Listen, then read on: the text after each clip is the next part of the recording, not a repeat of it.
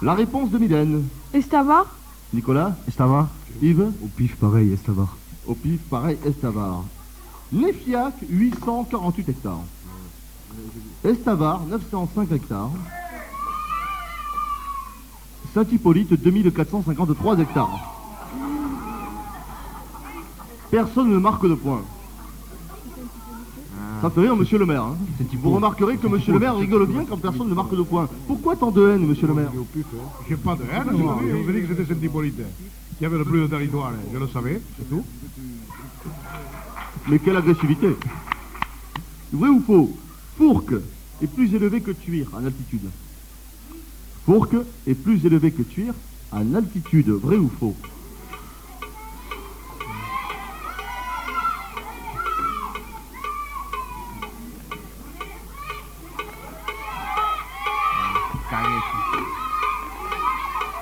On ne souffle pas. Mylène. Vrai. Nicolas. Vrai. Yves. Vrai. Les trois candidats savaient que Fourques se situait à 140 mètres, alors que Tuire n'est qu'à 102 mètres. Tout le monde le savait.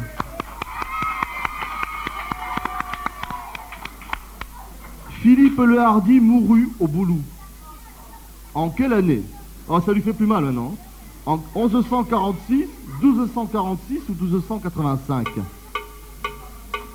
Philippe le Hardy mourut au Boulou. Il a du bol, il aurait pu mourir au boulot, mais ça ne lui est pas arrivé. En quelle année? 1146, 1246 ou 1285? Mylène? 1285. Comme elle a écrit sur l'ardoise. Nicolas? 1286. 46. 46, hein, c'est-à-dire la deuxième. Ah ouais, dis-moi. Et Yves dit? 1285. Mylène et Yves marquent un point, 1285. Vous changez. Les scores à l'issue de cette session. Nous trouvons en troisième position Yves avec 22 points. En deuxième position, Mylène avec 25 points. Et en première position, Nicolas avec 27 points. Nicolas jouait pour Ludivine tient.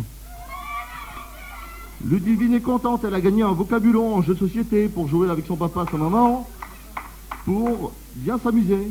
Voilà, qu'est-ce qu'il dit? Merci.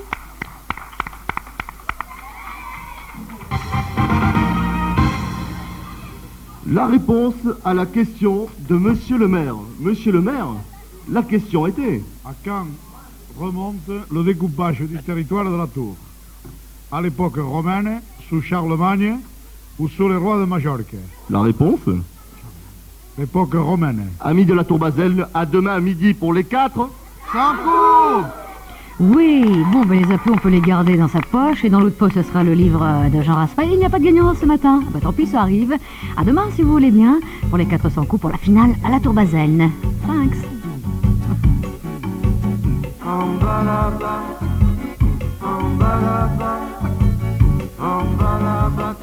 Et en bas, ici, en Catalogne, on va parler côté météo.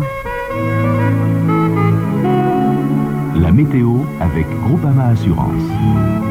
Enfin, il fait beau, il fait doux, ça sent presque le sable chaud, manque plus que le légionnaire. En attendant, il y a Miss Ramontane, elle fait bli.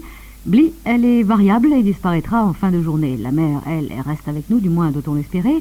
Elle est belle et localement peu agitée et on ira jusqu'à du 21 degrés en ce mercredi joyeux sur Radio France Roussillon. Il est 12h30.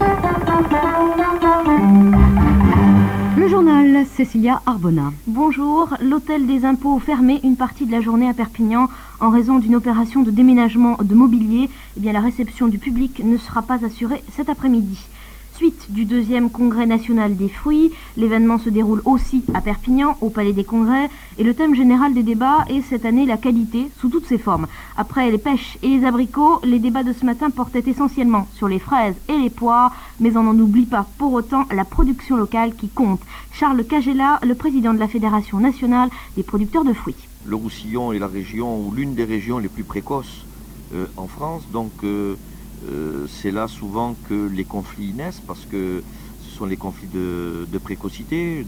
Un exemple, le conflit actuel de la pêche précoce. C'est un grand débat d'économie. Est-ce que nous devons laisser la précocité de la pêche aux Espagnols ou est-ce que nous, Français et producteurs du Roussillon, devons au contraire planter des pêches précoces? Au cours des débats, il a bien été montré, notamment hier, que l'une des vocations du Roussillon, c'est la précocité et que plus on recule, plus les autres avancent. Donc il faut choisir son front de bataille et les producteurs du Roussillon ont bien décidé de rester sur le marché de la pêche précoce. Les Catalans sont très très bien placés. Alors qu'on attend le TGV Méditerranée ici avec impatience, eh bien en Provence, on n'en veut pas de ce fichu train à grande vitesse.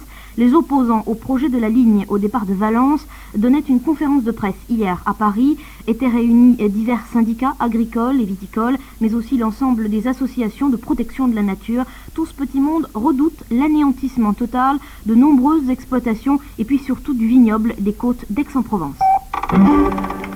Le rallye des Garrigues, c'est pour demain. Le départ de la course sera donné à Nîmes. Parmi les équipages qui participent à cette première épreuve de la saison, on trouve le tandem Jean-Michel Guyot, Jean-Louis Maury sur une Renault 5 Turbo. Les deux hommes sont de Perpignan et course est important sous les couleurs de Radio France Roussillon. Alors on espère bien que ce rallye des Garrigues se déroulera un peu mieux que le rallye du Roussillon autour d'Amélie-les-Bains. Engagés dans l'épreuve, Guyot et Maury avaient dû abandonner pour ennui technique. Avant le départ, on fait le point tout de suite sur la mécanique avec Jean-Michel Guyot, le pilote. Après les déboires que nous avons eus dans le rallye du Val-Espire, on vise déjà d'être à l'arrivée. Nous espérons bien finir dans les 5 premiers du groupe. Dans le groupe N, dans notre catégorie, ça va se battre, disons, entre Ragnotti, Polo et Loubet aussi. Bonne chance à tous les deux. Le rallye des Garrigues, en tout cas, ce sera en direct heure par heure à partir de demain sur notre antenne, sur Radio France, grâce à une collaboration des stations de Nîmes, Marseille, et Nîmes, Montpellier et Perpignan. Je vais trop loin. Ça va swinguer ce week-end au golfe de Saint-Cyprien. 150 joueurs amateurs, mais de haut niveau.